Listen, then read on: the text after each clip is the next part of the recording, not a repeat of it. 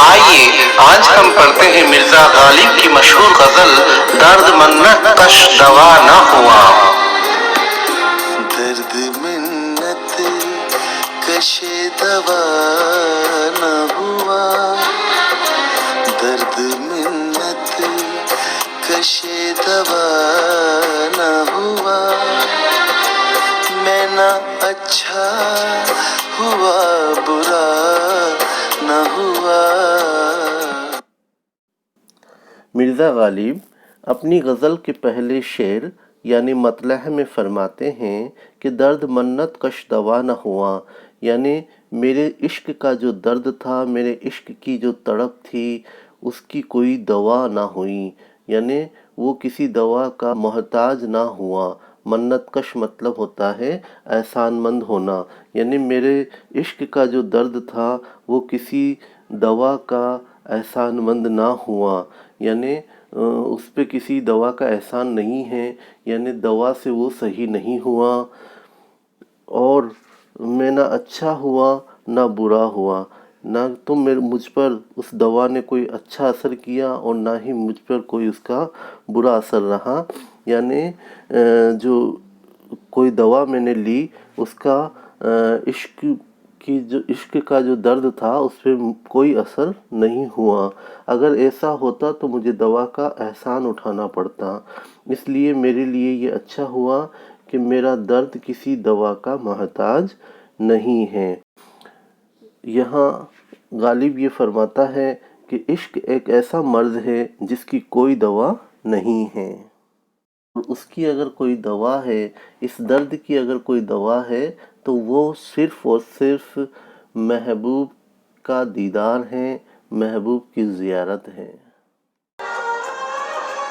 جمع کرتے ہو کیوں رقیبوں کو، جمع کرتے ہو کیوں رقیبوں کو، ایک تماشا ہوا گلا نہ ہوا۔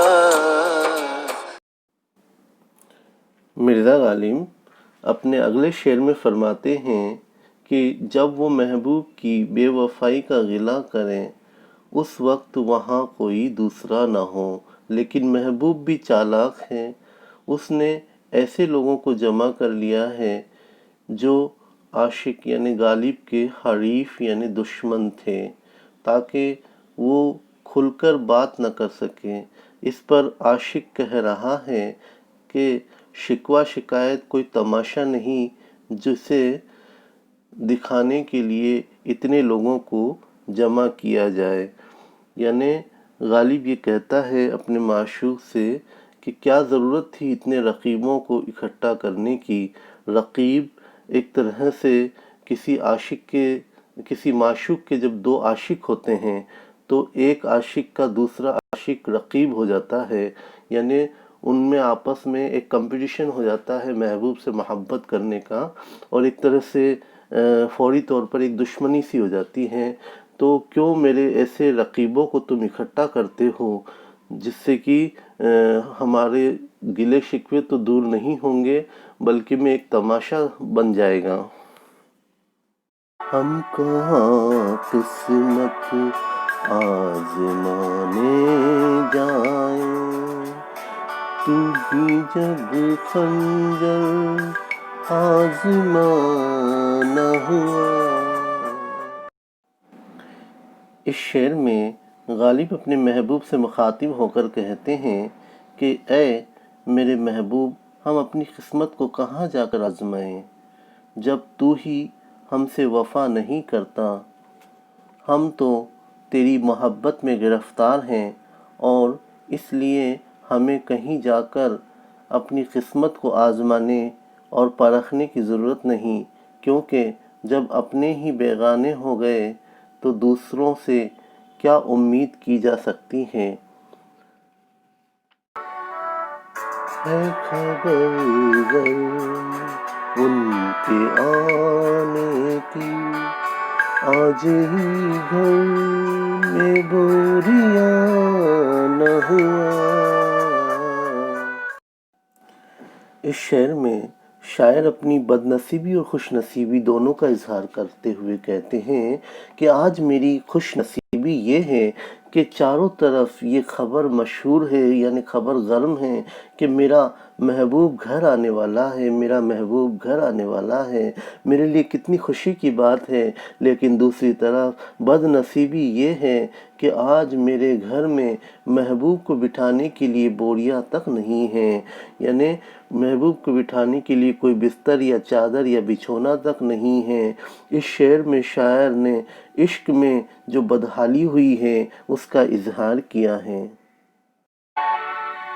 کیا وہ نمرود کی خدائی تھی، بندگی میں میرا بھلا نہ ہوا۔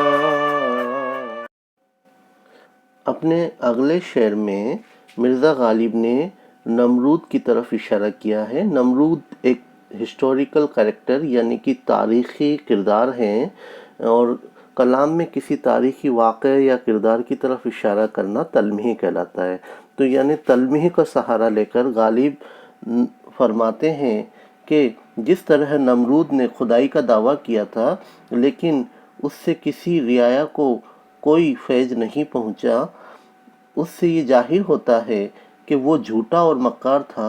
شاعر کہتا ہے کہ میں نے خدا کی عبادت کی مگر مجھے اپنی بندگی کا صلہ کچھ نہ ملا۔ یہاں غالب طنزیانہ انداز میں کہہ رہے ہیں کہ شاید وہ بندگی حقیقی خدا کے لیے نہیں بلکہ نمرود کی خدائی میں کی گئی تھی، جس کی وجہ سے میرا کوئی بھلا نہ ہو سکا۔ دیتی اسی کی تھی تو یہ کہ حق ادا نہ ہوا۔ شاعر اپنے اگلے شعر میں فرماتے ہیں کہ ہم نے جو جان دی، یعنی خدا کے لیے جو اپنی جان قربان کی، وہ جان خدا کی ہی دی ہوئی تھی، لیکن سچ تو یہ ہے کہ اس نے یہ زندگی ہمیں جس کام کے لیے دی تھی ہم وہ حق ادا نہ کر سکے۔ یعنی خدا نے جو زندگی ہمیں بخشی تھی وہ بھلائی اور اچھے کام نیک عمل کے لیے بخشی تھی، اور ہم نے اسے بیکار کاموں میں برباد کر دیا۔ زخم گر دب گیا لہو نہ تھما، کام گر رک گیا روا نہ ہوا۔ اس شعر میں شاعر یہ فرماتے ہیں کہ میرا زخم دب تو گیا لیکن لہو کا بہنا ابھی نہیں رکا ہے، یعنی زخم ابھی پوری طرح سے صحیح نہیں ہوا۔ کام تو ہو گیا لیکن وہ پوری طرح سے روا نہ ہوا، یعنی پوری طرح سے کمپلیٹ نہ ہوا۔ مطلب یہ ہے کہ محبت میں پوری طرح سے کامیابی حاصل نہیں ہوئی، اب بھی میرے زخم سے لہو کا بہنا جاری ہے، یعنی اب بھی میرے عشق کا درد سینے میں باقی ہے۔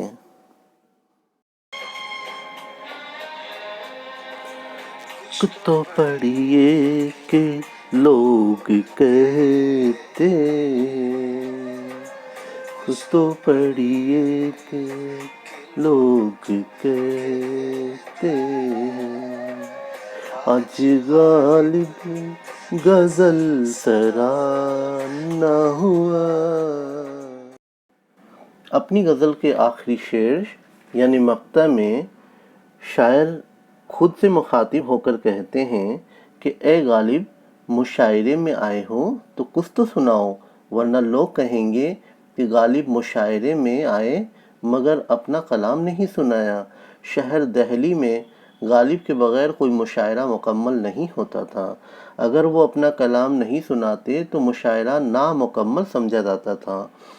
وہ دہلی والوں میں بہت مشہور تھے اور یہی وجہ ہے کہ ان کو مرزا نوشہ کے لقب سے بھی جانا جاتا ہے۔